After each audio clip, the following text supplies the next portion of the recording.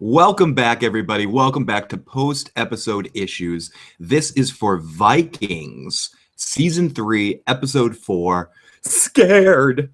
And I'm Phil, the issues guy, and I'm kind of scared because Joe isn't with me today to talk about Vikings, but I'm still here to talk to you all because Joe and I were a little sick when we usually do our Vikings recaps on the Thursday, Friday, right after the show, and then I ended up going on vacation. We had a couple of other shows and stuff to do. So, and it ended up being that the only time that the two of us could schedule to do this would be before the actual next broadcast of the show. So I wanted to get out here and quickly talk about this episode. This will be a little different. I'm still on vacation, or I am on vacation. So this will be a different kind of podcast. I'll be going more like quick, rapid fire succession to get through this here. And we will get through this Vikings episode and talk about it. And when we do the recap for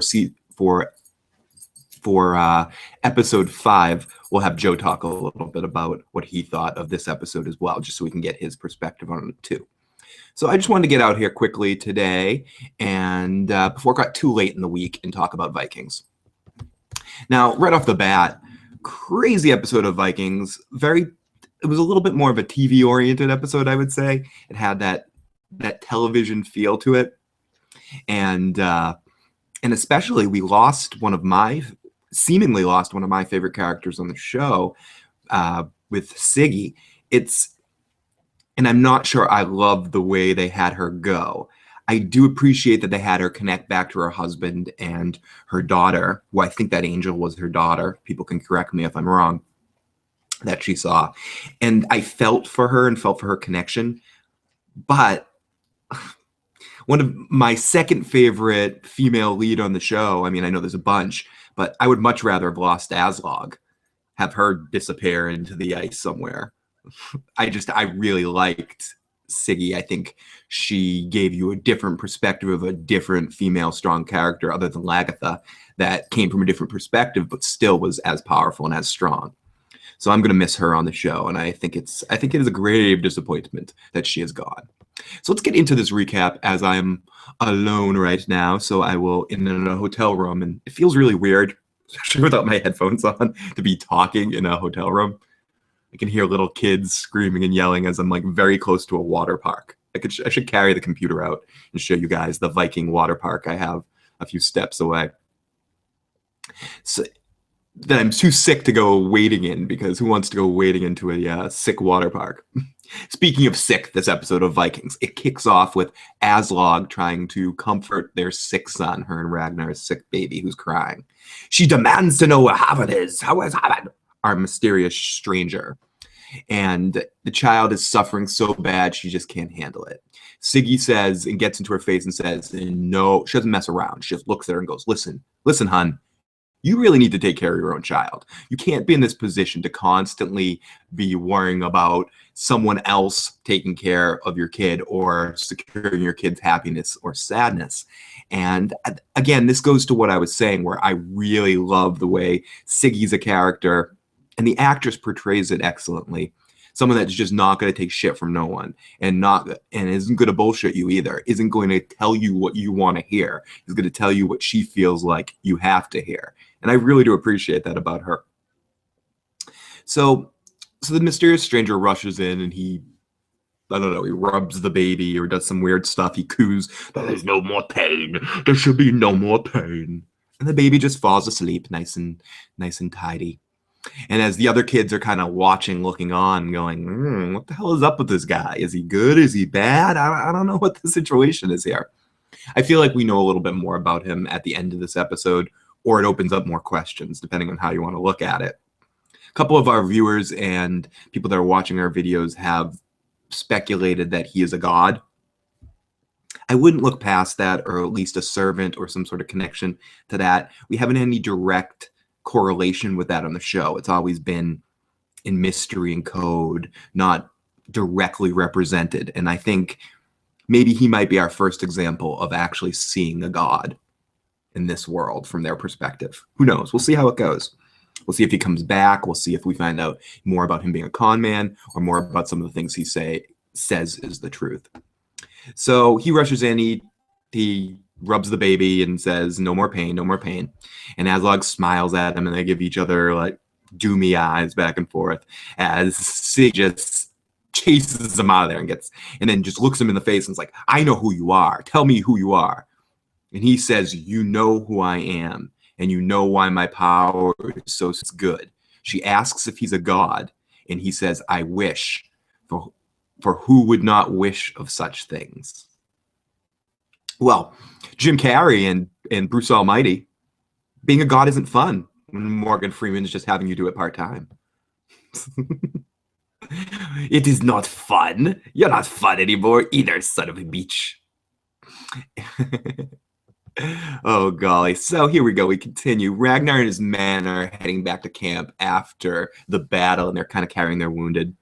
Now, morale kind of looks like at an all-time low. Everyone looks sad. They're dragging their butts a little bit. And Bjorn, our buddy Bjorn's carrying his beaten girlfriend to the tent after she's kind of got the two-face thing going on. It's not funny, but half of her face is just pretty much cut off, sliced down. And like, I mean, it's like totally, I wrote in my notes, total two-face action. And it's funny, like when they first showed her, they had like the bandage on her face, and like half her face was covered in bandage and half her face was normal. And when I first looked at the bandage half of the face, I thought that's what they were doing for her injuries. And I was like, that doesn't look too good. That's some bad effects, bad prop master Vikings. But then when they peeled it off and you actually saw her face and you saw that was actually just something to keep the wound moist so it heals or whatever. I'm not even sure. Keep it clean. Someone can correct me on the actual uses of what that cloth was for the medical purposes of the time. But I was like, I went, oh my God, amazing how it actually looked. And they did a really great job of making her face look horrible. Honey, you got to see me on this show, Vikings. They did an amazing job of making me look horrible. And so she's half awake, half asleep. And we see Floki bitching in his face. This is all your father's fault. So Ecbert's son sits down with Floki and Rollo, who kind of gets... I'm not going to say I changed my opinion on Ecbert's son, but I see what he was trying to do here, and I appreciate it. He basically just tries to speak in their language. No more enemies. Let's just become friends. We're no different. And Rollo connects with him right away and can kind of connect at that point because we've talked about this at length in the show. All Rollo really cares about is if you're in his fighting circle, if you're spitting in his cup, he wants to get along with you. I mean, Rollo really, when it comes down to it, wants to beat people up. And if you're beating people up with him, you and him are pals. He doesn't give a shit about anything else. So Rollo shakes his hand and says, "We fight together, we win together. Let's try." Now, Floki just pretty much ignores him. And after he leaves, Floki mocks Rollo for being friends with a Christian. So much for Rollo the warrior. And this is one of those things that I really like that Vikings did. We talked a little bit about this in some other shows that we talk about. With The Walking Dead, we talked about this last night if you're into that show. I really dig when shows don't forget what they've done in the past. And I feel like Joe and I might have been talking on one of the first couple of episodes of this season about how Floki was giving Rollo shit but didn't bring up the baptism. I really dig that he brought this up. I think it's really good job, Vikings writers, for being aware of the fact that you've touched upon this before. So much when television gets written so quickly and you go through stuff, they don't always match things up in a program. And especially with, I keep harping on the History Channel thing, but this is the first show I've really watched on History Channel that isn't a documentary. And I'm impressed with the time and effort and the direction and just how everything looks, how they've dotted all their I's and crossed all their T's. I almost said it backwards again. I have to give History Channel the credit, especially compared to some of the other shows that we watch that are on channels like HBO that have been doing this for years and years and years and have learned from their mistakes. AMC the same way, or network television. We're going to talk about Glee next week or something. Fox is what Fox is. You got History Channel here, who's really bringing you something unique from a historical perspective, but still is able to create a very cool television universe. And I like that. And And one of the moments that this really was isolated for me is in this moment when Floki calls Rollo out on the baptism thing. And he says, maybe that baptism was real. And he said, Floki, forget it. You know it was a joke. And listen, buddy, in the future, we can't fight everyone. The future is us getting along. There must be alliances, even in the gods. Floki just mocks him. Goes, you know it's a joke. Floki, he's one of those guys that even... Floki is probably, intellectually wise, one of the smartest men in our group of Vikings that we have met, in the sense that he thinks he understands everything. And I think sometimes intelligence cannot always be a benefit. Sometimes it can serve as a weakness. And hence why he's starting to overthink being happy too much and things like that. And I think sometimes when you're dealing with people that are smart, egotistically smart in some cases, when someone that they feel isn't as smart as them, and they know that person, that Rollo knows that Floki knows that Rollo knows that Floki is smarter. So he kind of messes with him there. And even though Rollo makes a very important, a very enlightened kind of perspective, a point there, Floki just kind of cuts his balls off there and makes him feel stupid. You're just stupid. You don't understand that this is just the Christians and Ragnar manipulating you. Oh, there's Rollo again, making mistakes, being stupid. And it is sort of the attitude that he gives him. And I fuck Floki for this. I wasn't so much on the fuck Floki bandwagon. Fairy. It would be good if I did 3 F's. Fuck Floki Fairy. Riding into Florence. I wasn't as much on that bandwagon as Joe was. But after this episode, he pissed me off too. You mess with Ragnar all you want. He can take it. Rollo's been through a lot. He's an innocent. And I know people go, season 1, he did this. He's learned from his mistakes. He's been through a lot. He's a fragile little boy, and he's not fragile little boy. He's not the brightest bulb in the sky. And somebody like Floki could really do damage on someone like Rollo, whereas Ragnar isn't going to deal with his crap. And I think it was important that we saw a scene later when Rollo goes to Ragnar and talks to him. And I like that Ragnar didn't give him the same kind of bullshit that he had been giving him in the first couple episodes. He actually talked to him and listened to what he had to say. And then they both kind of bonded over Floki being, out there on Bear Island there alone. So I enjoyed that they had that scene of brotherly interaction, because I feel like since the events of season 1, and when Rollo crossed Ragnar, the two of them connecting hasn't been able to happen, and it shouldn't have been able to happen right away. I don't mind a whole season, especially with what happened at the beginning of season 2 with Rollo. I don't mind a whole season of them being estranged, but I like that they're starting to come back together, because season 1 and the big chunks of season 1, Ragnar and Rollo's relationship was a huge part of what I loved about the show.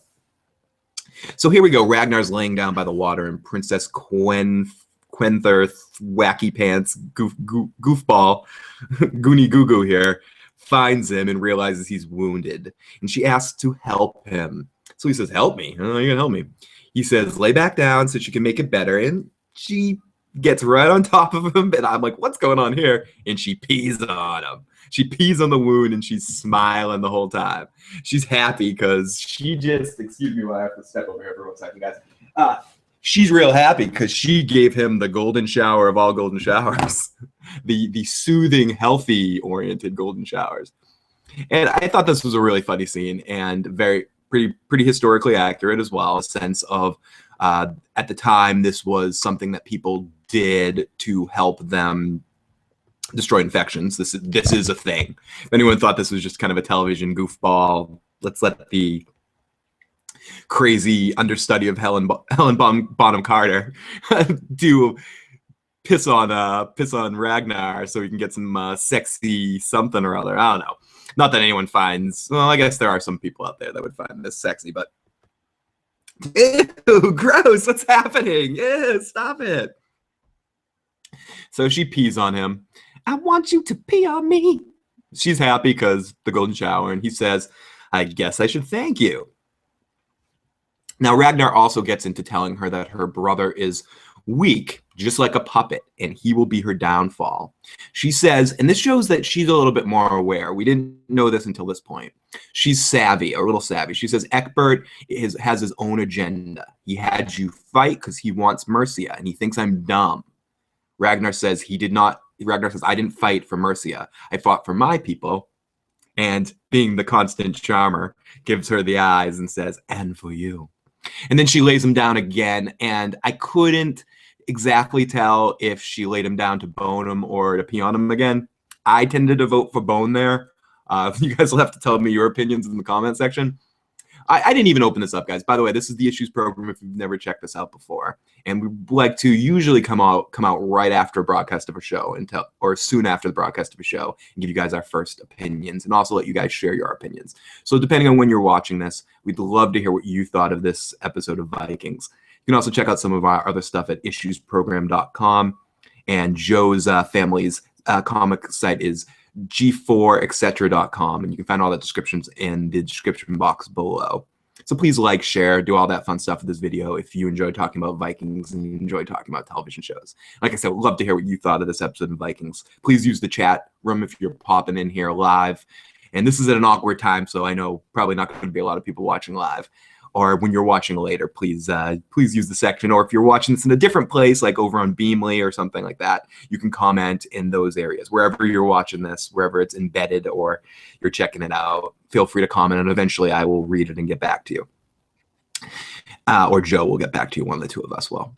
Or both. So she says she's savvy. She says, and I thought this was very important because it shows that she may be cuckoo for Cocoa Puffs, but she's not an idiot. And I think leading up to this episode, they led you to believe that Ecbert maybe was the smartest man in town and no one could call him on his bullshit. And this is one of the 2 times in this episode that someone straight out calls him on his bullshit. And I think you could say 3. You could argue that Athelstan kind of gives him the up and down and realizes where he stands as well. Athelstan realizes where he stands. And I think that's very important. And because leading up to here, you knew that Ecbert was a manipulator, but you kind of thought he was just maybe a step smarter than everyone except for Ragnar. But now it's becoming more obvious, and you're especially seeing like with Princess Poopy Pants here, Princess Pee Pee Pants, you're worrying about if she, that or thinking that she was kind of just a goofball and kind of kooky in her head, but she's really aware of what's going on in the situation. Renwood, thank you so much. I'd be lying if I said I was feeling 100% better, but I should be better in a couple of weeks. It's more about not to get too down that line. I'm taking medicine to try to work towards a bigger problem, and the medicine's making me feel like The Walking Dead or like a White Walker. Oh. And Joe's legitimately sick, or started to get sick during the Game of Thrones podcast, and then couldn't talk for 2 days. So we're both kind of hurting units, and we appreciate the love. Thank you so much. But yeah, if for a moment in this podcast I suddenly just stop and stare at the camera for a second, I highly apologize. It's because of over-the-counter prescribed medication. It's nothing I'm doing to myself. I'm not some strange girl pee on me or something like that. That's not happening. Not yet, anyways. I haven't got to that point yet. But thank you so much for your love and kind words, my friend. So he thinks I'm dumb. Ragnar says he didn't fight for him, fought for my people and you. Then she lays him down again, and as I said, either bones him or does it or pisses on her again, or has her piss on him again. So Ragnar thanks her and warns her brother's weak and he's going to be her downfall. So then we go back over to Aslaug, who tries to sneak out of the tent, but Siggy catches her and demands to know why she's leaving her kids again. What is wrong with you? Aslaug scoffs and says, I know Siggy will take care of them. Yeah, that's really good. You're such a great mother that you know that your best friend will take care of your kids so you don't have to. Congratulations, Aslaug. You win the Issues Program Mother of the Year award. Ding, ding, fucking ding. So Siggy pleads with her to stay away from the mysterious stranger and just be a goddamn queen. She says she's trying to save her. And she just leaves. And she said, Ragnar left Kattegat to your leadership. You need to do something about this. It's you.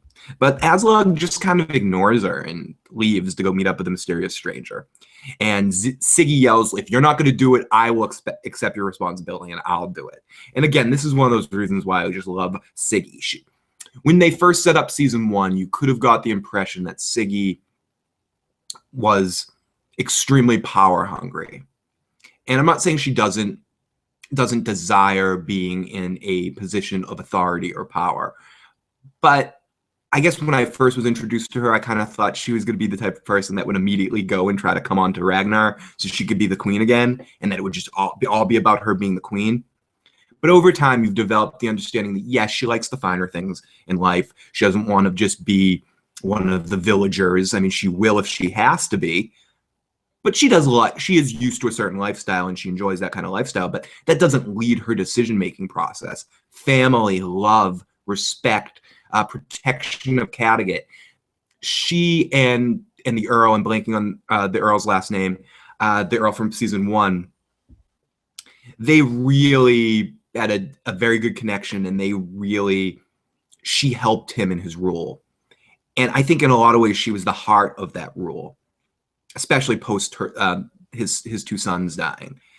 And I think we learn more and more about Siggy all the time, and about how she becomes more and more human as time went on. And she had some beautiful eyes, or what? Golly, I got a crush on the 2 girls on this show, on Aslaug and Siggy. I think they're 2 of the most strikingly beautiful women on television right now. But that's my own problem.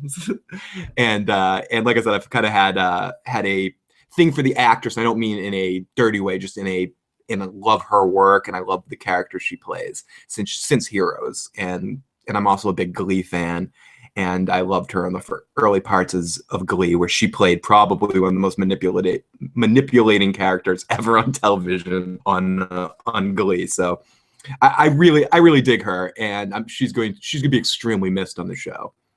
So Harvard tells Aslaug a story about a king and his wife Astrid, that she was beautiful, and he walks and explains to her that he was forced to have sex with this girl, and then he found out he had about a mother who was a nymphomaniac that needed lots of sex, and then he was forced to sleep with her. And then 9 months after he left,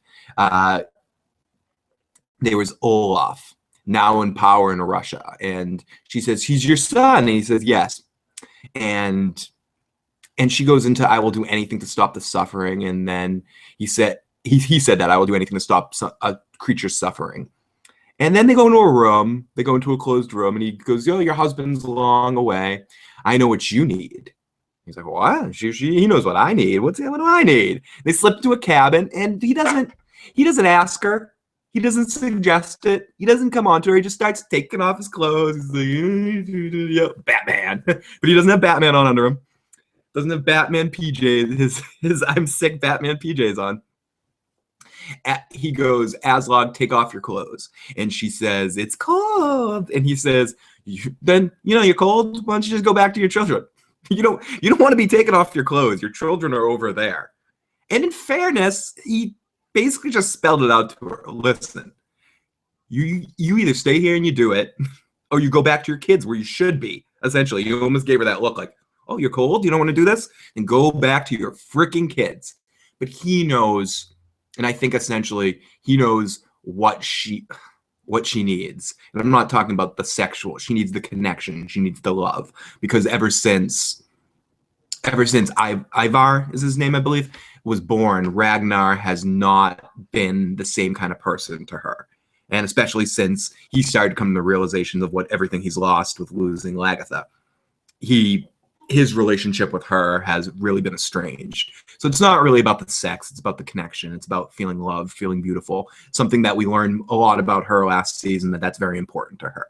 That those kind of feelings, that she is a little bit of a manipulator that likes to do things to make, she's a manipulator that likes to manipulate. There's the example of I've got a drug head right now. So they take off their clothes, and she says she doesn't want to be with her kids, and they shut the door as he takes his clothes off, and then they're like, bump their burn out. Well, Aslaug has sex, feeling him on the inside, but he also, I wrote in the notes, also feels her in her mind, feels him in her mind, with the mysterious stranger kind of looking on. And then we flash over to Siggy, who's sitting in her tent watching her kids, looking at her old throne, thinking about taking it, almost like Captain Kirk walking through the Starship Enterprise in Star Trek Generations and thinking about taking Cameron Fry's seat, but he decides not to. Excuse me. That'll make sense to somebody. So then we go over to Wessex, and Athelstan doing married women. This episode could be subtitled Vikings, Season 3, Episode 4, Doing Married Women. And Athelstan finally sleeps with Judith, Princess Judith, who's been, I don't know, who's been seducing who here. It's too close to tell here. I think this is a double dipping seduction. I don't think I can blame the seduction on either one of these people. So there it's done. She says she loves him. And afterwards with probing, he kind of tells her, probing, that he loves her.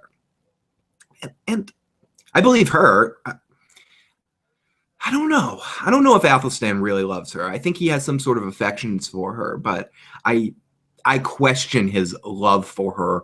Or was this part of something he learned from Ragnar, in the sense of the way Ragnar's telling Princess Crazy Pants that I care about you, and Ragnar's not afraid to throw that word love or throw affections around to get to spread his seed, or to just get his rocks off.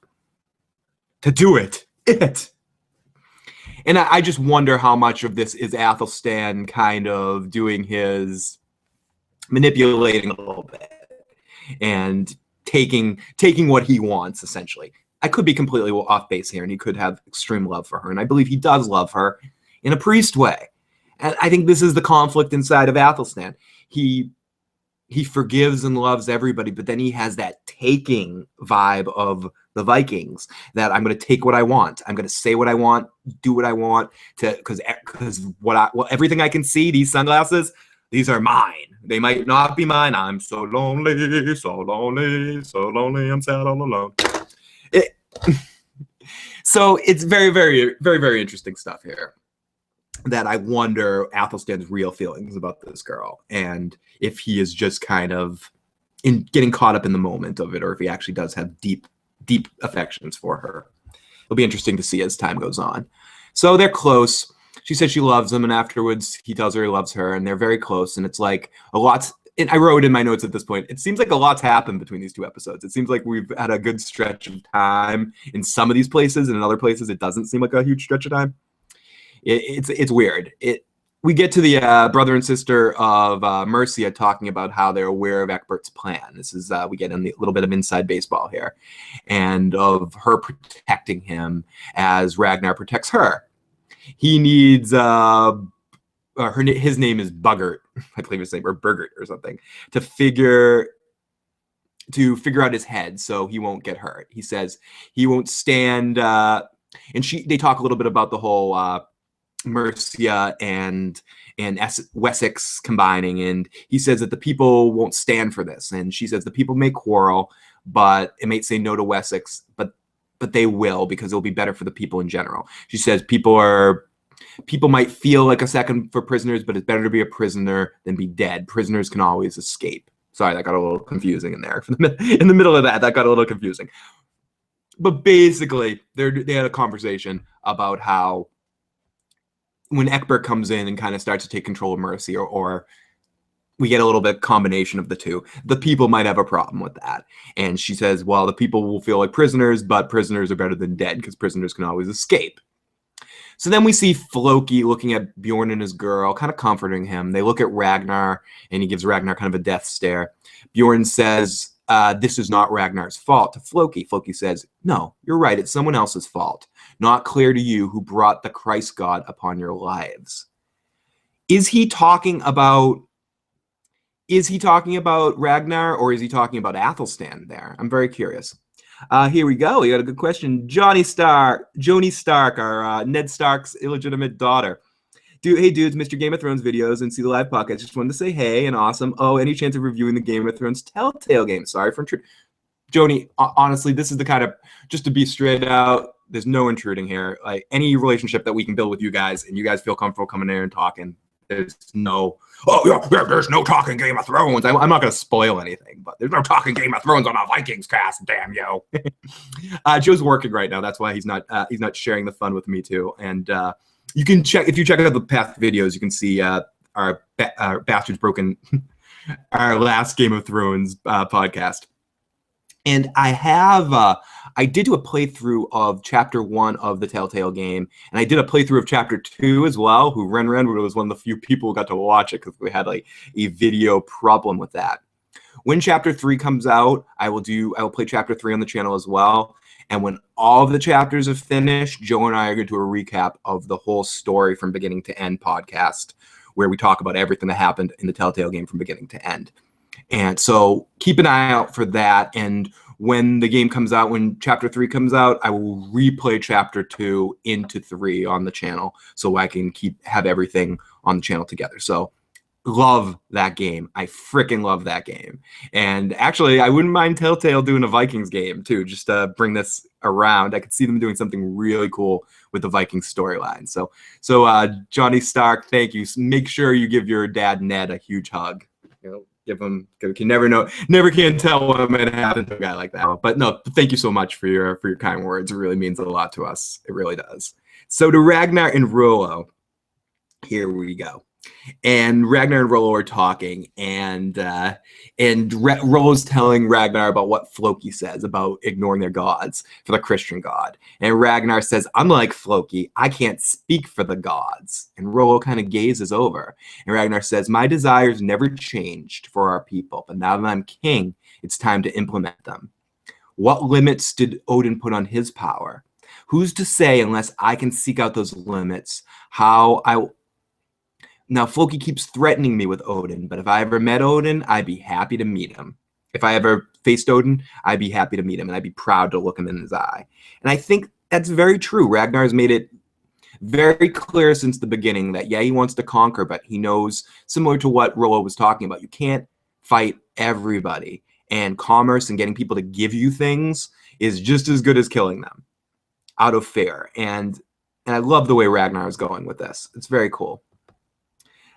Johnny Stark, haha, brilliant. I can't wait to see it. I watch your podcast. I love Catelyn Stark so much. She hates us bastards. Ethan's song is as good as the Lannister. Ethan's song is haunting as crap.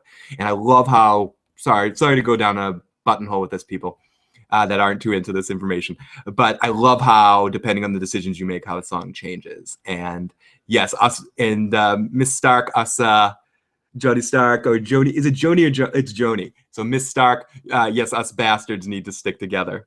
And damn Catelyn. But thank you so much. And that's one of the things, just to go quick tail, one of the things I like so much about the Telltale video game, how we get a little bit more into Jon Snow's head. That's something we talked about a lot during the live cast when I was actually live streaming it. I love the scene. I'm not spoiler anything. There's a scene where you talk to Jon Stark. I just did it, Joe. Jon Snow. And you get inside Jon Snow's head about something that we're not going to talk about right here. And I really like that you got inside his head. Okay, back to Vikings. Sorry about that, guys. Sorry about that. People are like, oh, listen. Even though I'm willing to bet, I don't like making assumptions like this because I made an assumption on a podcast a couple months ago that I was wrong about.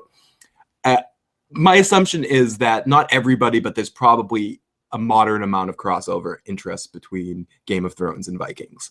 Not that they're similar, not that they're exactly the same thing. They're not from exactly alike in any form way, but I can see how a lot of people that would be into Vikings could be interested in some of the elements of Game of Thrones. Simply because even though Game of Thrones isn't history, the way it feels sometimes is like you're watching some sort of deep history, and you are, but it's a deep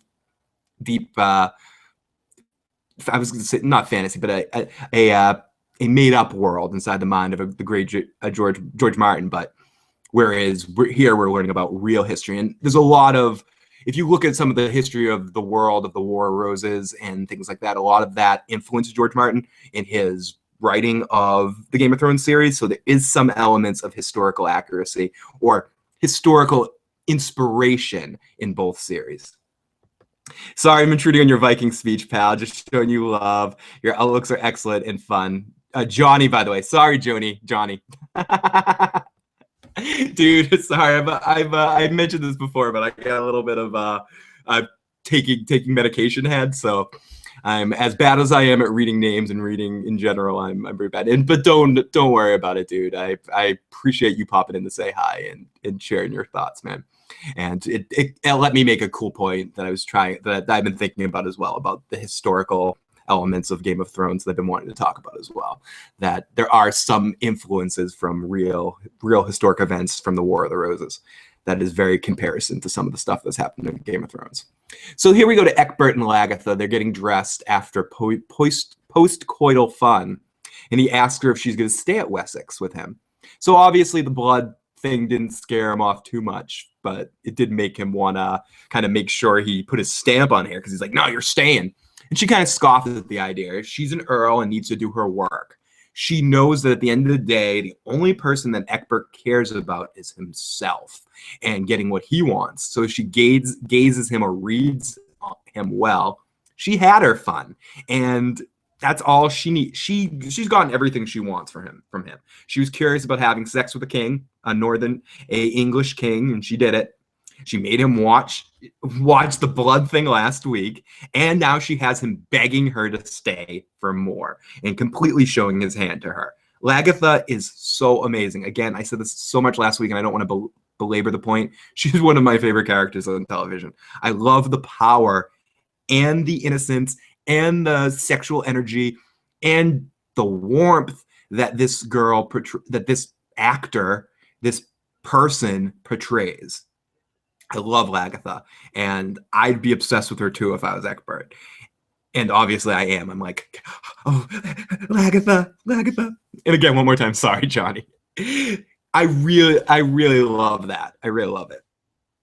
So, unbeknownst to her, while in Wessex, a man that she left in charge of her village, Kalf, is conspiring to steal her village back. Now, I'm glad this was addressed. We didn't hear anything about this in last week's episode, so it was good that they kind of went back to here. And he's promising his minions that a man is going to help come back to steal the village. Now, before he even said it, I kind of knew it had to be connected to the two. I knew the two people that it had to be connected to, and King Herrick and the Borg. I have it written down, Jon Borg or whatever. I have it written down in my notes a little further down, so I'm just kind of going by memory right now. But I knew that you will assimilate to the Borg. Whenever I hear his name, whenever they say it, I'm such a Star Trek geek, I just keep thinking of Jon Borg. You must assimilate Captain Picard to our... So we go to Siggy, who's fixing dinner for Aslaug's kids, and they're whining for their mother, who's off having sex with mysterious strangers. She assures them that Aslaug is with the mysterious stranger, making mysterious stranger love, making a sacrifice because to help the baby. Now, suddenly Siggy feels, you get a feeling that she feels frightened, and she notices that two of the kids are missing. This was kind of a weird scene. And she kind of hands the baby to Helga, and she says she has to go run outside. And she runs outside and freaks out. Now she finds two of the kids standing in the middle of a frozen lake. How'd they get there? What the hell happened? We don't really know. She rushes out to try to save them, and the ice is cracking as she's starting to walk out. And it ends up being okay a few seconds later when she runs back out, but whatever. She can't see them, and she sees two of them fall through the frozen water. Now she she runs out there. She couldn't run out there before, but she runs out there then. But she runs out there and she saves them. I guess it's one of those cases where you don't start running till the kids actually fall in. You try to go slow at first. I'm being a little bit of an asshole about this. But you go slow at first to make sure that it doesn't break. But once they fall through, then it's like, fuck it at this point. I'm just going to spray. So she finds the two kids, and she jumps into the frozen water. And I'm sorry, I just got a Leonardo DiCaprio and Titanic thing. Let him on the damn raft, Rose. So she dives in there and she goes to save them, but she can't find them. So she comes back up and there's some blonde woman there. And I asked people that were listening, I couldn't place it because it's been a while. Was that her daughter? Was that the actress that played her daughter? If it wasn't, it looked an awful lot like her to me. So who appears and kind of squeezes Siggy's hand to pull her back up and appears to kind of reassure her before she dives back under the water to search for the kids again. She dives under the water and she saves both of the kids and places them on top of the ice. But the angel or the woman is gone, and all that's left is a mysterious stranger who's sitting there tending to the children. And Siggy nods at him, and then she just slips back into the water again, Leonardo DiCaprio from Titanic style, and just floating to the bottom, looking up. Now, she doesn't resurface again.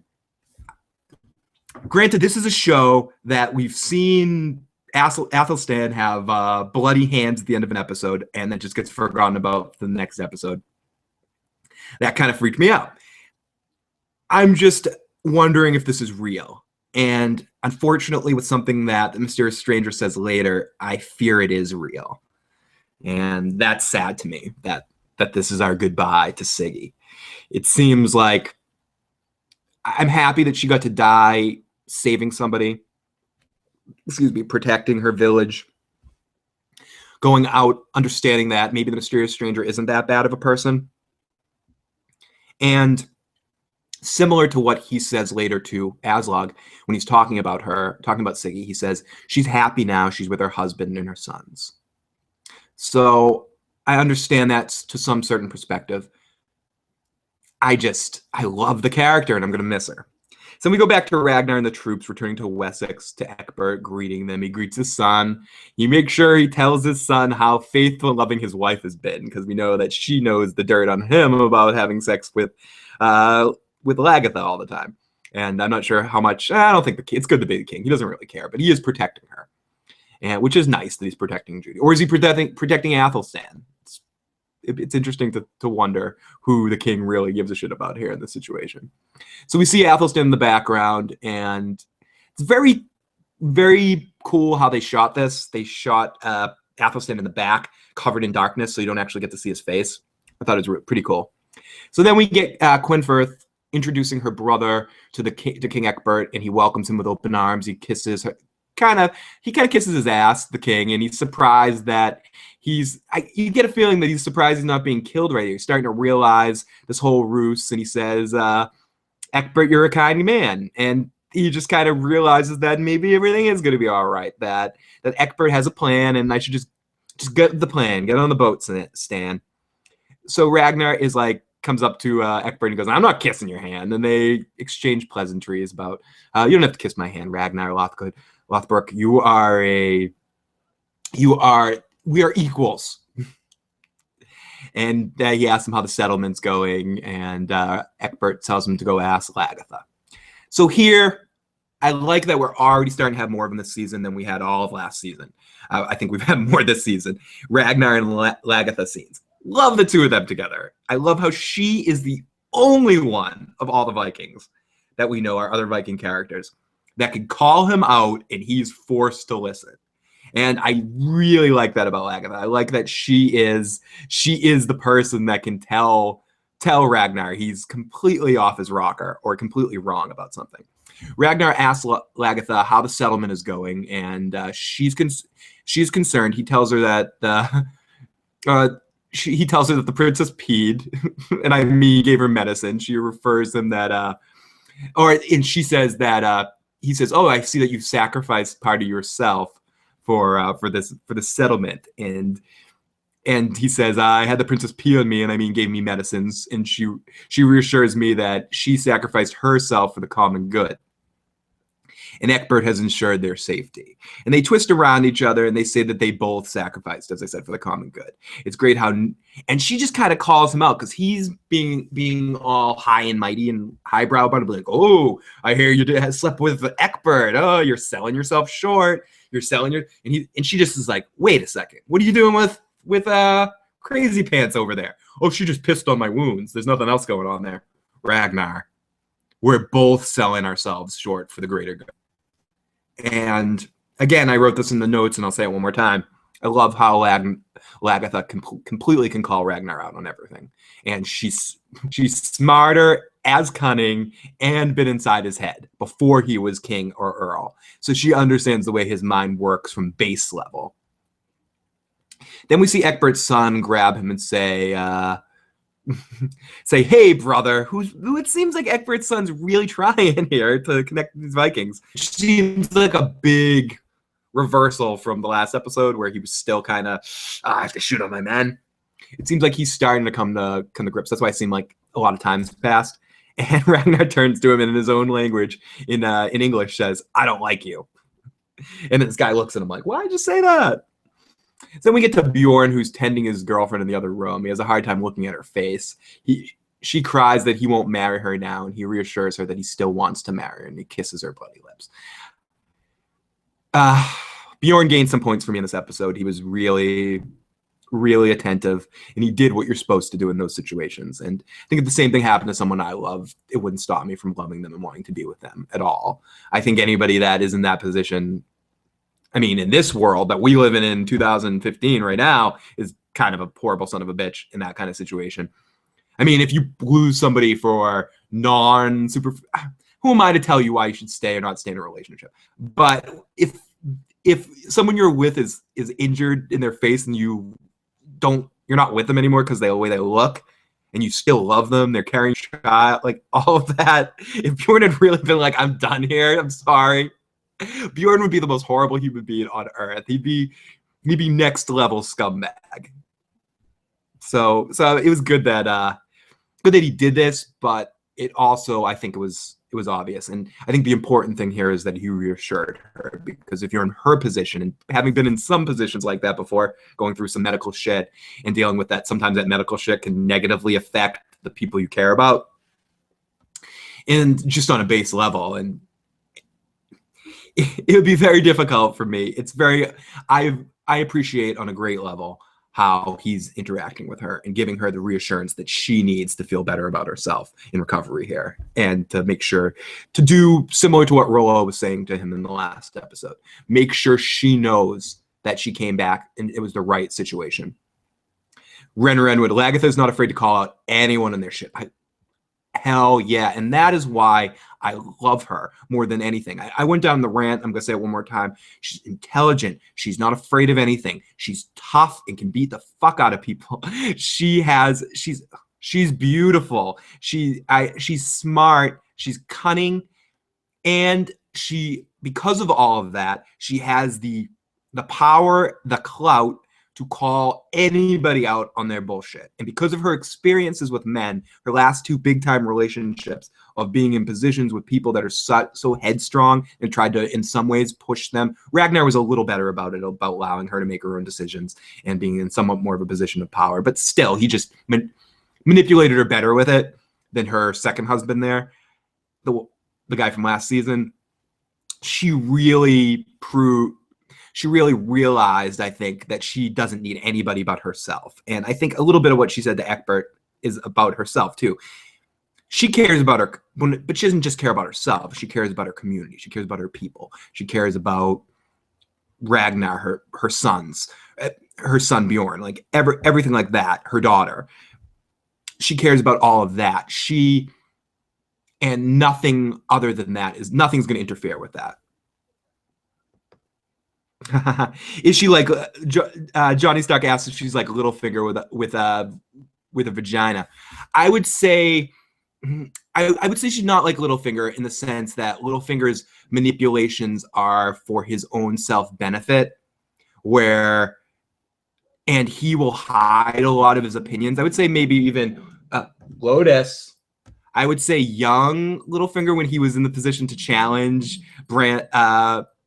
Ned Stark's older brother for Catelyn's hand and kind of just getting in his face regardless of that. I would say a more apt comparison would be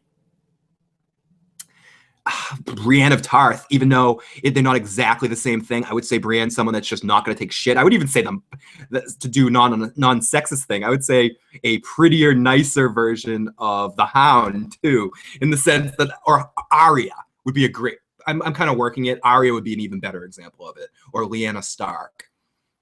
Somebody that's so strong that they're so independent. Littlefinger's would be a different person. I would say Littlefinger is. I maybe made it seem like she was a little bit more of a manipulator, but I'd say more headstrong than manipulation, if that makes a lot of sense. Littlefinger. I want to do a whole podcast on Littlefinger. Complete spoilers. I'm going to do a whole... at some point, when season 5 is over, Joe and I are going to get into doing character study episodes. I can't wait to do a Littlefinger episode. So at the feast, King Ecbert pleads with Lagertha to stay, and she turns him down again. He kind of tries to call her out in public, and she's just like, dude, listen, stop it. Freaking stop. I'm staring at my microphone instead of my camera for some reason. So if you see me looking over here, it's because I'm staring at the microphone. But unfortunately, she is barren. So in this world, not desirable as his wife anymore to Ragnar. It absolutely, and that's the unfortunate thing, because I think Ragnar, in every time he looks at her, wishes things could be different. Wishes that there could be some difference in the world that he lives in, and not in a situation where he constantly needs to be making sons. Because I think she is the truest thing that he has in his life to a love, and I think it pains him how that whole situation ended. I really do. Whoa, a second Arya. I'm definitely checking out this show. Ren would tell me if you think I'm wrong there. I think I definitely would see some Arya inside of her, in the sense of the fact that she doesn't take shit from anybody. I don't want to seem like she's a Arya Stark clone, but I would say she has that life inside of her, if that makes sense. I'm curious to see what Ren thinks about that comparison. I could be completely off base there. So at the feast, he pleads with her to stay, and he also turns to Athelstan and says, "Are you going to stay?" And Athelstan shows where his loyalties lied. That saying, Johnny, I would definitely watch season 1, watch the first couple episodes of season 1, and see if you enjoy it.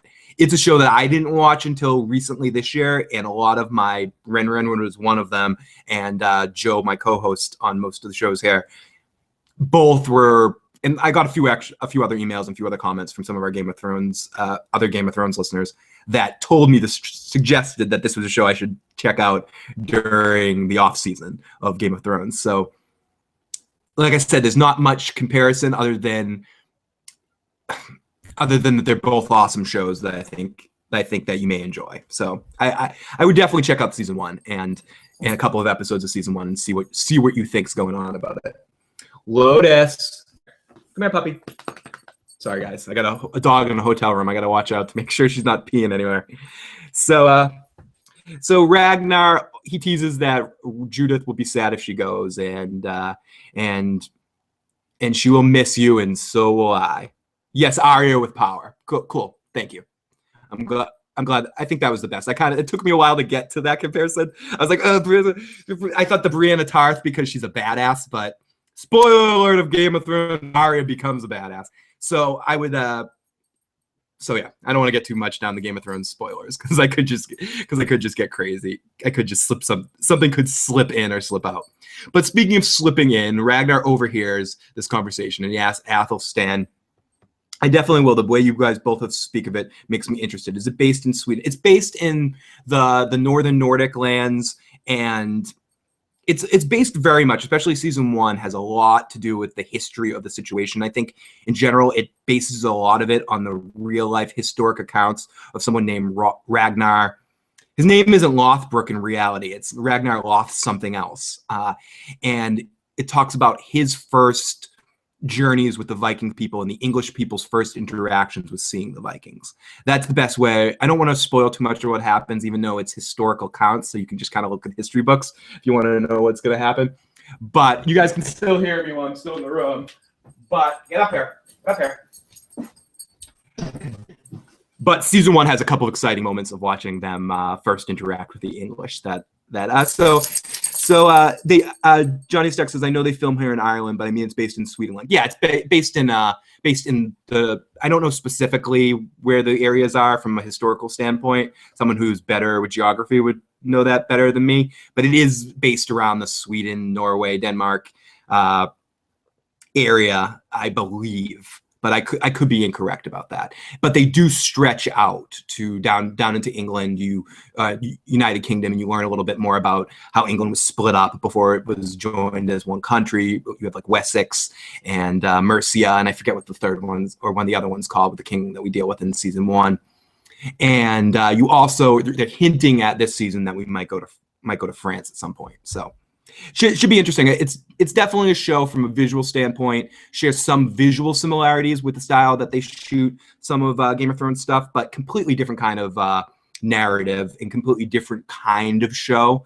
It would be like someone saying, "Oh yeah, they're both Lord of the Rings and Game of Thrones are the same thing, fucking same thing.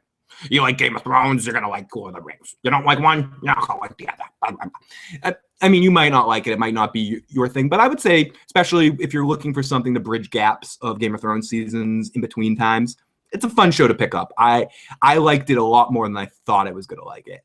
And it's quickly become one of my favorite shows on television, thanks to Ren Renwood and Joe getting me into it and many others that have pushed me into it. It was a show, I used to make jokes about it. I said this in a comment, so I'm going to say it on the show. There was a old show on HBO. There's actually a movie coming out pretty soon that Joe and I are going to do a review of the movie because we used to watch the show, called Entourage. And there was a character in the show played by the real life Johnny Drama, Kevin Conley. Not Kevin Conley. Oh gosh, what's his name? I'm blanking on his name. Johnny Drama. Johnny Drama played a character that was played on a television show called Viking Quest. And when they first announced Vikings, I was just like, Viking Quest! Oh gosh! I want to see that. Game of Thrones is the Sopranos of Middle Earth. That's a good way of saying it. It's filmed in Ireland, I think, is what Ren Renwood says. Kevin Dillon is his name. Sorry, it's Matt Dillon's younger brother, older brother, and or is it his younger brother? And he was on the show, like in the universe of the show called Viking Quest. And Joe, from the very beginning, was trying to get me to watch Vikings. Like season 1, episode 1 was like, "Phil, you gotta watch Vikings. And I used to make the joke that unless Johnny Drama shows up and yells "Victory" on Vikings, I'm not going to watch it. Anyone that's seen both shows will get that joke. Anyone else can roll their eyes at me. Make that island. I knew what you meant, Ren. Listen, I think we've set up a community here with the Issues Broken community that we're all okay making slight mistakes, because when you have Joe and I as the hosts here, and we verbally and make or mispronounce things the way we do, I think we can't, especially me. We can't live in a world where we judge you too much. It's a good replacement for Spartacus. Yeah, I've heard some really good things about Spartacus, actually. Vaughn, welcome, sir, or madam. I'm not sure if Vaughn is a boy or a girl. I'm gonna guess boy, but welcome, Vaughn. I made that mistake on one of the Walking Dead podcasts with one of our listeners. I was calling dude the whole time, or boy. Yes, Ren, it's filmed in Northern Ireland. When we went to Winterfield set at Belfast, they said that the Vikings was filmed just across the street from it. Oh, awesome. Oh, so you went, Johnny Stark, you went to see Game of Thrones sets. Holy shit, dude. Holy shit. Comment on a Game of Thrones video. We got to get you on a live cam so I can talk about this without feeling bad about talking about nothing about Game of Thrones here. That must have been awesome. Thank you, Vaughn, sir. Johnny, that's freaking cool. Like, I see that every year they do those summer tours and I see the visual. I would love to do that, especially with seeing something like Vikings too, to be able to check out both areas and just see the visual aspects of how they shoot everything. Awesome stuff, dude. That must be so cool to actually go there and see those locations. That's one of those things that I love, even on a trivial level. Of the first time I ever went to San Francisco, the first place I went was the Full House house. I was like, there it is! There's the Full House house! And I went running up the field there and screaming, everywhere they look. True story. Joe and I did that. We were at my friend Nick's wedding in San Francisco. The first thing we do, we gotta find the Full House house. Yeah, I'm super jealous too. HBO, I wish it was a Silent Assassin. I wish it was an HBO show. I want Lagatha. I I think I said that in the I think my quote in the last episode was, "I've never wanted this show to be more on HBO than than this moment when they showed her in the hot tub and stuff. The bath. I said, I might sound like a pervert, but I've never wanted this show to be more on HBO in my life than I do at this moment right now. I have the biggest television crush on Lagatha that I've had on a character in maybe forever. I'm trying to think of another example of a television character I had this much Wonder Woman maybe when I was growing up as a kid. There's some I'm not thinking about, and obviously some from just visual standpoints, but just from a place of like her just as a person just makes me want her so much. And so I'm totally with you on that one. Johnny says, got a picture where Bran was pushed. Coming over to Ireland, drop me a message. Coaches are easy to sort out, man. Dude, if I will tell you that Joe and I, that's something that Joe and I should talk about, because we would absolutely love before the end of Game of Thrones finishes, or maybe even after it ends, to do some trip out there to see the sights. And I will definitely keep that in mind as money starts getting saved for awesome trips like that. So here we go. You are freaking awesome, dude. Freaking awesome, Johnny Stark. So Ragnar overhears, and he asks Athelstan, he says, do you care for the girl? And he says, you don't understand. And Ragnar says, no one understands. And he said, do you plan to stay? And he tells Athelstan, everyone's free to do as they please. And he says, if you care for the girl, and he says, no, you don't understand. Ragnar says, no one understands. Especially when we're talking about women. So Judith pulls Athelstan into a dark corner and pleads with him not to leave. He reminds her that her husband, the king's son, is, excuse me, sorry about that. That Judith Judith, I'm thinking of a different Judith. That the king is back home, and Judith cries that she gave herself to Athelstan and she doesn't want him to leave. Athelstan's being a little bit of a, listen, your husband's right there. Stop it. And I get where he's coming from in here, and this is where I wonder. This is one of those moments where I believe that he does love her, and he's trying to do this for her benefit. He's like, listen, everything you've been through, you're not in a position. You don't want to. You're interested in me. Don't put yourself in this position. You don't want me to be around here. I'm forbidden fruit. We're going to end up getting caught. Just get the hell out of here. So very interesting. And I do think Athelstan cares about her. But like I said, I wonder if he loves her in the same way she loves him, or if he was taking her Viking sex style and cares and loves for her as a priest and giving her great advice. Dude, hold me down to that. Hold us both down to that. I'd love to visit that area. Love it. I was talking about that with somebody during the break too. I'd love to visually see it. So Ragnar sits down with Ecbert. Ecbert coos at each other that they understand why that they're allies, and they understand that they'll remain so.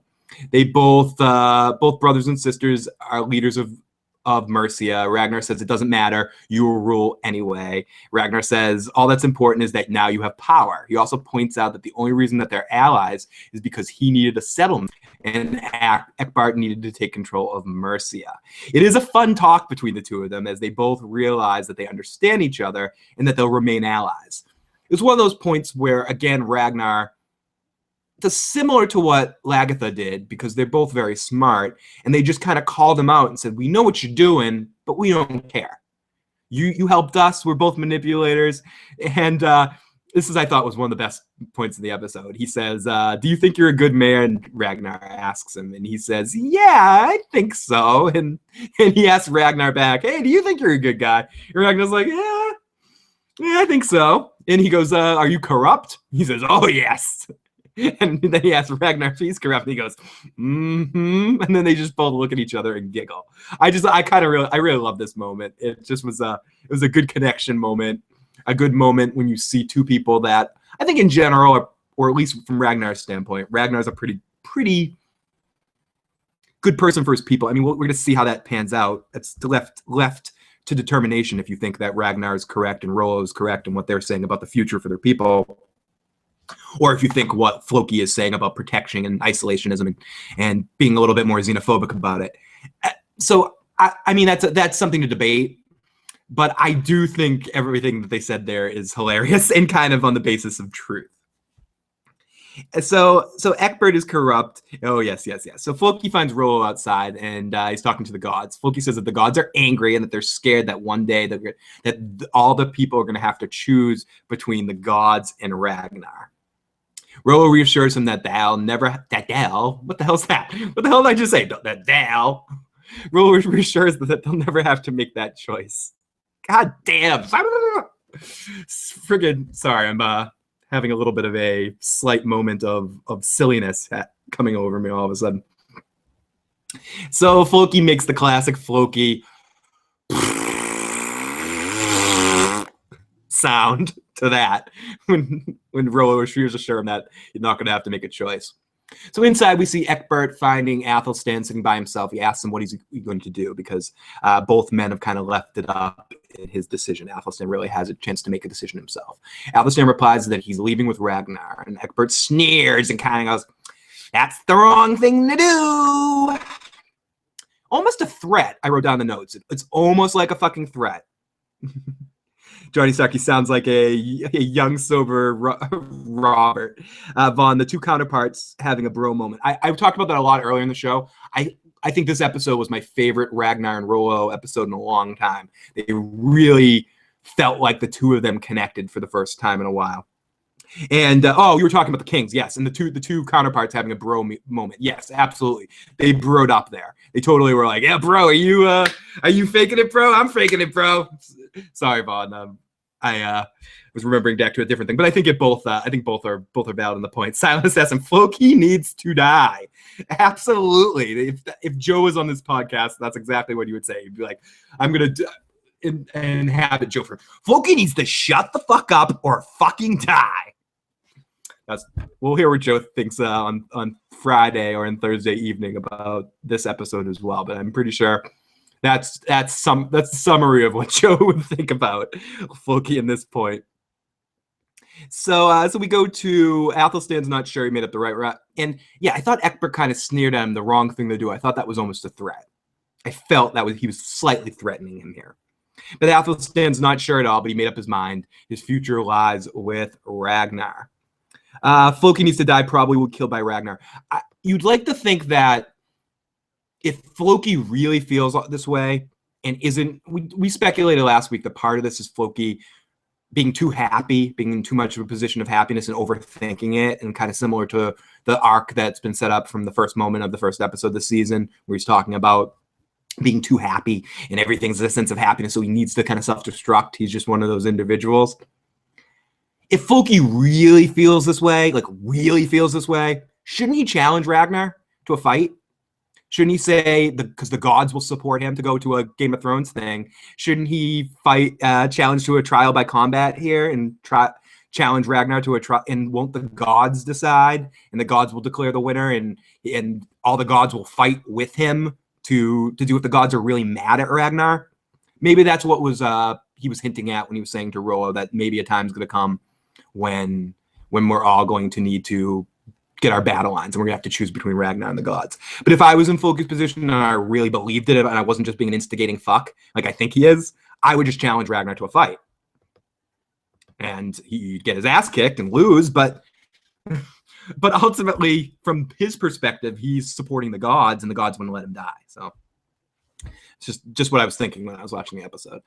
So the Rollo, and this is what I thought was really cool as well in this episode, that we have had very little Ragatha and Rollo and Lagatha, strike that, reverse it, to Rollo and Lagatha scenes. And I really enjoyed the fact that they put these two together. I liked a lot of their scenes in season 1, and I feel like up until this point, they've kind of forgotten that these two have a relationship too.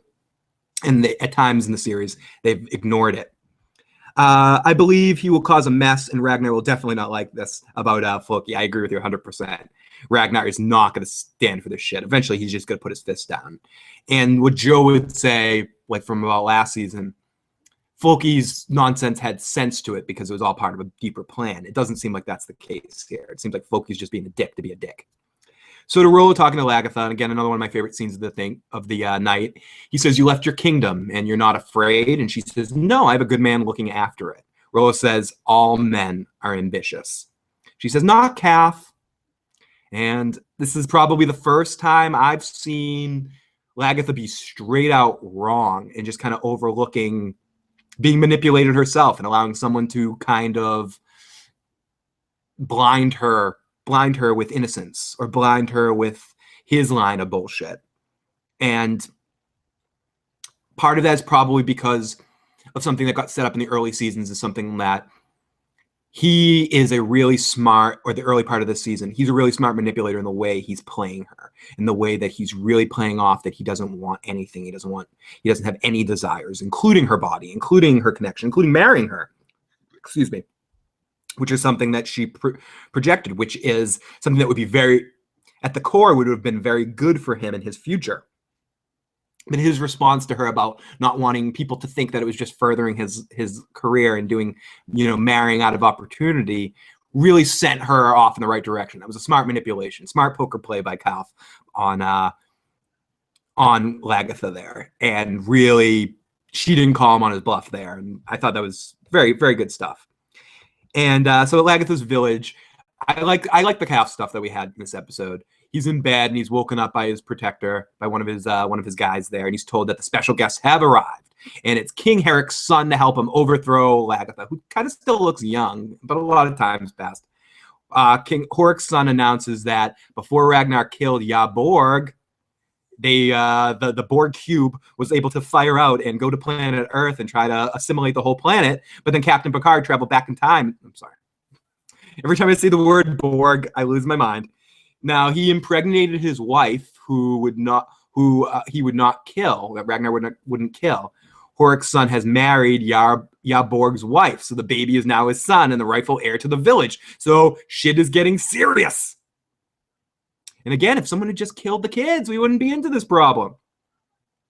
That's when I knew he was up to something. Absolutely. 100%. That's when he said that to her about, I think that's what you're speaking about. When he said that, I don't want to marry you because of the manipulation. It would just, you kind of knew that they obviously have a connection. If he's not marrying her for that reason, it's just a lot of line of bullshit. And it made it obvious almost to the audience that sounded awkward, but she totally got caught up in the minute. And I think she had slight blinders, probably because of all the nice things he's done for her in her rise to power. And it was to go to a lost thing. He was giving her the long con, and the long con sometimes works because you just forget about it sometimes. And if you're doing it right, you start to breathe life into it. So I thought that was very interesting. I know, Silent Assassin, it's really sad that Siggy finally died. I'm personally very upset about that. I'm gonna miss her and her freaking eyes. Golly, I'm sounding like a pig today. See, Joe's not here, and I'm the one that's on. I end up sounding like I'm like, oh, this show makes me sweat over beautiful women. I'm like, oh, Agatha, Siggy, you're so beautiful with those eyes. So here we go. We get this end of this episode was freaking crazy pants. Made me laugh my ass off. It was awesome. It's at the feast in Wessex. Kwenthrith is giving a speech about knowing who she is and talking powerful, and she announces that they're going to celebrate their alliance and drink to victory over the abusers. This connects to something we were talking about last week about, did her brother really abuse her? So the brother cries that he loves her, that she saved him, and that he has always loved her. And she says, yes, salutations, my love. And they hug. They take a drink out of a goblet. Or she gives him a goblet to take a drink. And as she pours out the other goblet and watches him drink it, she says, iocane powder. Invisible. Inconceivable! And throws it. And everyone watches in shock, in awe, as Kwenthrith's brother starts to... I'm not going to say it. Starts to turn purple and begins choking up on his blood. It eventually just drops to the floor. Damn. Kwenthrith poisoned him. Did she poison him because she just wants the power of Mercia, and she didn't want to get feed into Ecbert's plan and wanted to kind of put herself in a position of power? Or did she do it because of a connection back to the abuse that her brother and uncle gave her growing up? I tend to say a little from column A, a little from column B. She didn't want Ragnar or anybody to kill her brother because she wanted to kill her brother. Wow. Holy shit. No body, no death. I don't get Ecbert's attitude towards his daughter-in-law with Athelstan. It could be Athelstan's child be king one day and not his grandchild. I believe she should have died after her husband died. No body, no death. Oh, after Siggy. Okay. Sorry, I was reading part of the chat room. Johnny Stark, sick and still podcasting. That's dedication. Much respect. Thank you, my friend. Thank you, my friend. So purple. It was so purple wedding. It really was. It was very, very cool stuff there. And I think that oh gosh, with the Athelstan stuff, Red Redwood, I wondered about that too. And we talked about that a little bit when it happened, but I kind of just grazed over it. It was weird how much he supported her. I mean, that's his son. And that his baby, whoever is born to that girl, unless they already have a son that we haven't met yet, and it's going to be their next line, but even still, it's in the line of succession that it could be Athelstan's kid. I mean, I know Ecbert has sort of a hard-on for Athelstan, but maybe he thinks of him as more of a son than his actual son. I don't know if that's part of it, but I also thought that was very, very weird. He's apparently does not care about his son, which is weird. Yep. Abuse and batshit crazy. I agree. I agree. I think so. I think she's batshit crazy over power, and it was the manipulation of the abuse. And it makes a lot more sense, as I was saying a second ago. It makes a lot more sense why she wanted him alive, because the brother's someone she has more of a connection and a love with, that if someone you love abused you, you really want to pay them back personally. And Kwenthrith poisoned them, and everyone is silent. Kwenthrith orders all of them to stand and raise their cups to the one true ruler of Mercia. They all cheer to the queen, and which I thought was hilarious. They all dump their drinks out. I just thought this was hilarious because she didn't know if he was going to do the mass poison here.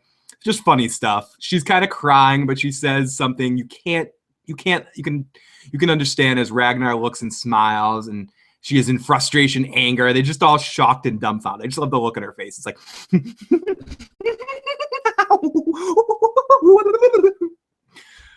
just the total Helen Bonham Carter crazy pants look.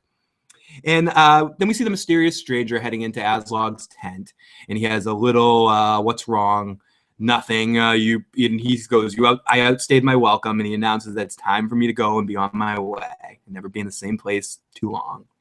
He reassures Aslaug that her son will be well. They took away some of his pain. He will not suffer the pain from before.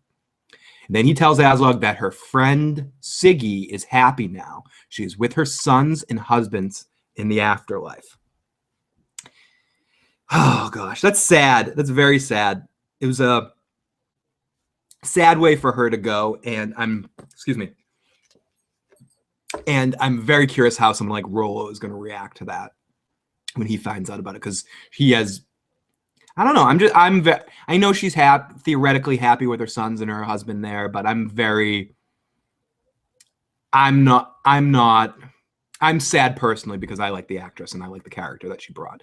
I did think it was a interesting way to have the character go, and at this point, where else were you going to have her go? And so I see why they did what they needed to do. It was a storyline to probably connect to make Aslaug more the focus of stuff that's going on in Kattegat.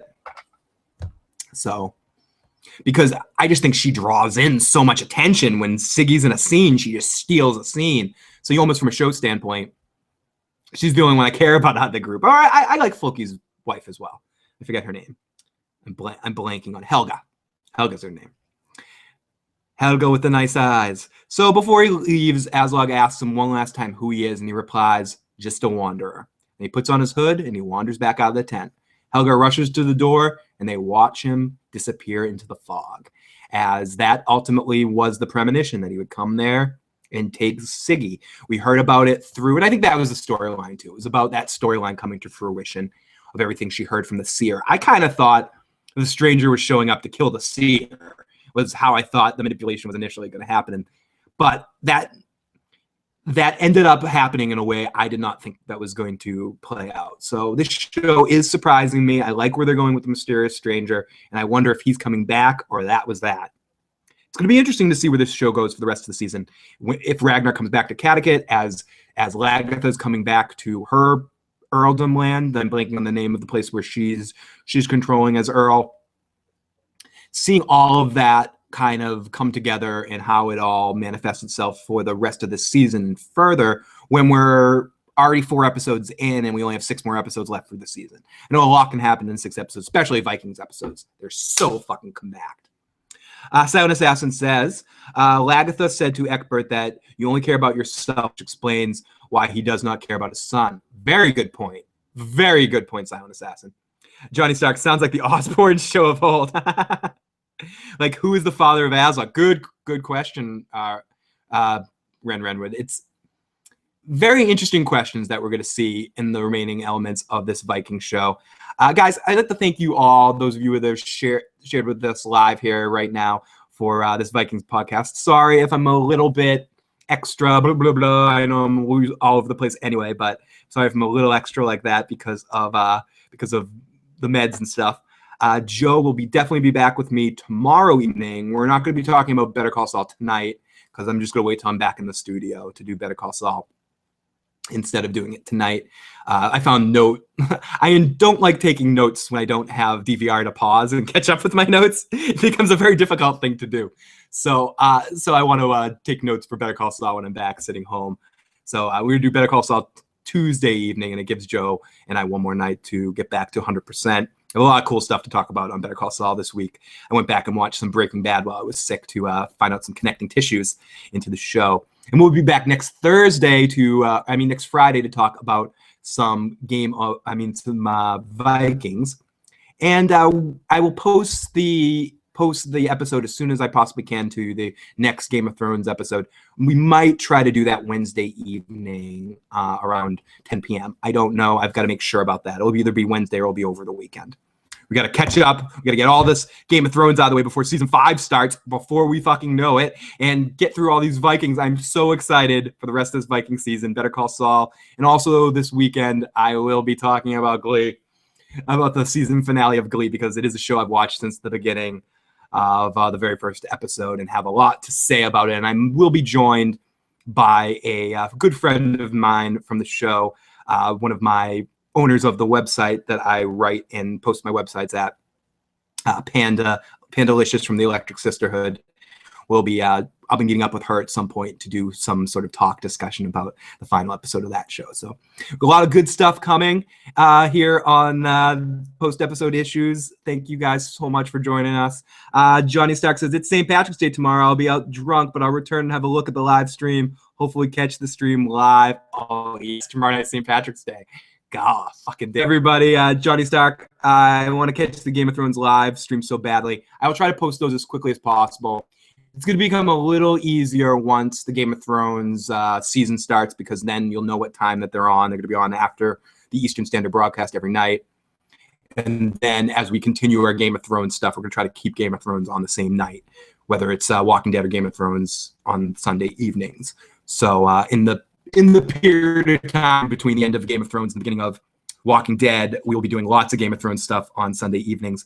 And then when Walking Dead comes back, we'll try to find a night of the week for Game of Thrones to live, so we can make it a little easier for you guys to tune into our Game of Thrones recap casts of the entire show. Because I think what we're going to do is we're not just going to stop when we catch up. We're going to do detailed recaps like we've been doing from season 1 of all of Game of Thrones, because there's 2 kinds of recaps. The recaps we do right after the show, which are immediate thoughts, and then we've been doing recaps that are a lot more detailed, of looking back on the episodes and looking at it, seeing how everything progresses from a detail by detail basis. When you watch something live, it's easy to miss a detail here and a detail there. That's why we're lucky to have people like Ghetto Toad, Johnny Stark, Renwood, Silent Assassin. I'm just reading names of people in the books, but in the rooms. And we're really lucky to have you guys who watch the shows too and can what we miss in our first viewing. So everyone, again, thank you so much. Ghetto Toad's here, so I gotta leave. No, I'm kidding, Ghetto Toad. But thank you so much for tuning in, buddy. Appreciate it. And we will talk to you guys very soon for more post-episode issues. Everyone, again, thanks so much. Talk to you soon. Peace.